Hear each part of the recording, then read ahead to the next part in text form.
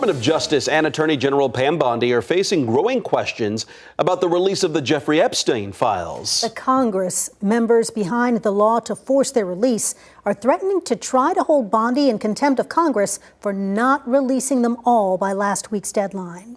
Here's ABC's Rena Roy.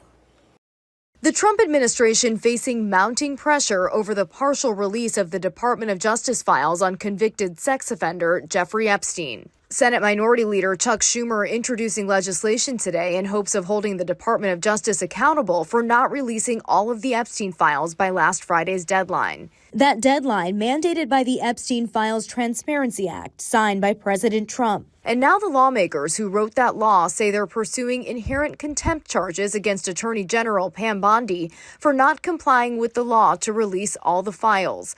Republican Thomas Massie speaking on CBS's Face the Nation this weekend. The quickest way, and I think most expeditious way to get justice for these victims is to bring inherent contempt against Pam Bondi.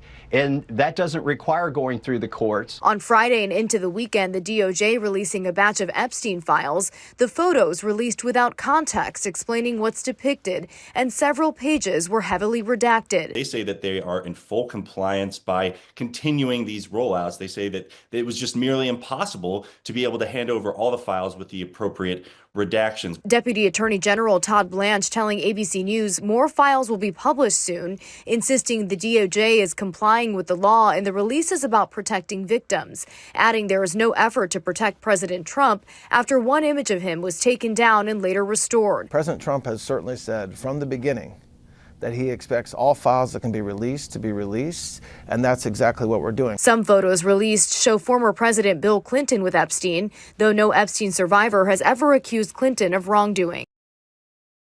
A Clinton spokesperson saying this is about shielding the White House from what comes next or from what they'll try and hide forever. Rena Roy, ABC News, New York.